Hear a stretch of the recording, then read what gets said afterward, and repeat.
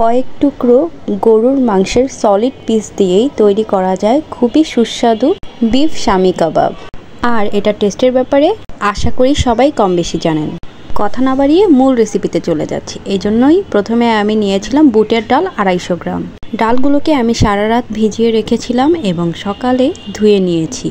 250 গ্রাম গরুর মাংস ছোট ছোট টুকরো করে নিয়েছি, এখানে কোনো হাড় বা চর্বি নেইনি। বড় সাইজের 2টা পেঁয়াজ একটু মোটা করে কেটে দিয়েছি কিছু গরম মশলা এবং কিছু বেসিক মশলা, 1/2 চা চামচ হলুদের গুঁড়ো, 1 চা চামচ মরিচের গুঁড়ো, আদা রসুন বাটা 1 চা চামচ, পরিমাণ মতো লবণ। আপনারা চাইলে ধনিয়া এবং জিরাও ব্যবহার করতে পারেন। এবারে দিয়ে দিচ্ছি পরিমাণ মতো পানি। হাত দিয়ে আলতোভাবে মাখিয়ে এবারে ঢেকে রান্না করব।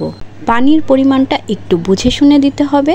পানি বেশি দেওয়া হলে পরের স্টেপে একটু প্রবলেম হতে পারে। আমি এখানে প্রায় মেজারমেন্ট কাপের 1.5 কাপ পরিমাণ পানি দিয়েছি। চুলোর আঁচ হাইতে রেখে প্রথমে এটাকে ফুটিয়ে নেব, এরপর লোতে রেখে একদম সিদ্ধ হয়ে যাওয়া পর্যন্ত অপেক্ষা করব। এরপর আমার ওই দিনই আর কাবাবগুলো করা হয়নি, আমি ফ্রিজে রেখে দিয়েছিলাম। এরপরে আমি বের করে নিয়েছি, তাই আমারটা দেখতে ওইরকম লাগছিল। সবচেয়ে বেশি ভালো হয় পাটায় পিষে নিলে, তাহলে জালি ভালি ভাব চলে আসে। চাইলে ব্লেন্ডারও করা যায়, তবে মিহি পেস্ট করা যাবে না। এখন মিশ্রণ থেকে আমি সবগুলো গরম মশলা গোটাগুলো উঠিয়ে ফেলেছি এবং দিয়ে দিয়েছি পেঁয়াজ বেরেস্তা প্রায় 1 কাপের মতো। আর লাগবে একটি ডিম। এখানে কাঁচা পেঁয়াজ ব্যবহার না করে পেঁয়াজ বেরেস্তা দেওয়া হয়, এতে করে এটাকে ফ্রোজেন করে দীর্ঘ সময় ফ্রিজে ভালো রাখা যায়। আর কাঁচা পেঁয়াজ ব্যবহার করলে ওটা গন্ধ হয়ে যাওয়ার সম্ভাবনা থাকে। এবারে আমি সবগুলোকে সেম সাইজের করে কাবাবের শেপ দিয়ে নিয়েছি। কিছু আমি এখন ভাজবো আর বাকিগুলো আমি ফ্রোজেন করে রাখবো। এই জন্য বড় ট্রের মধ্যে আমি সবগুলোকে একটা নির্দিষ্ট স্থানে শেপ করে রেখে দিয়েছি। আর আমার সাথে ছিল আমাদের বাসার ছোট মাস্টার শেফ। সে শামি কাবাবগুলোকে ডোনাটের শেপ দিচ্ছিল এবং শেষ পর্যন্ত সে এটাকে এনজয়ও করেছে ডোনাট ভেবে। এবারে বেশ ডুবা তেল প্রয়োজন হয় না এই কাবাবটি ফ্রাই করার জন্য। মোটামুটি মিডিয়াম তেলে চুলোর আঁচ মিডিয়ামে রেখে আমি সবগুলো কাবাবকে ব্রাউন করে ভেজে নেব।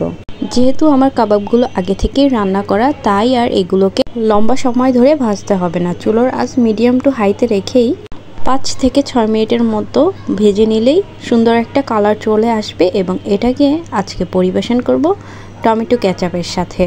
ভিডিও শুরু থেকে শেষ পর্যন্ত যারা দেখছেন তাদেরকে তো বলাই হয়নি, ভিডিওটি ভালো লাগলে আমার এই চ্যানেলটিকে সাবস্ক্রাইব করতে কিন্তু ভুলবেন না।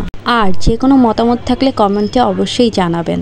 আজকের ভিডিওটি কেমন লাগলো এটা তো অবশ্যই জানাবেন। আর কে কোথা থেকে আজকের ভিডিওটি এনজয় করছেন সেটাও বলবেন। কাবাবগুলো টেস্টে 10-এ 10 দেওয়ার মতোই হয়েছিল। আপনারাও ট্রাই করে দেখতে পারেন, আশা করি খুবই ভালো লাগবে। ভাজার টাইমটাতে বেশি নাড়াচাড়া করার কোনো প্রয়োজন নেই। একটা পাস্ট ব্রাউন কালার হয়ে গেলে এরপরেই আমি উল্টে দেব।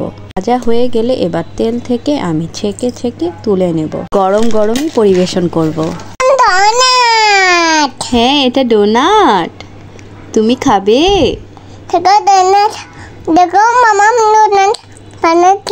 হ্যাঁ, থ্যাঙ্কস ফর ওয়াচিং বলো। আল্লাহ হাফেজ। বেবি মাস্টার শেফের ভয়েসটা কেমন লাগলো অবশ্যই কমেন্ট করে জানাবেন। দেখা হবে নতুন কোনো ভিডিওতে। আল্লাহ হাফেজ।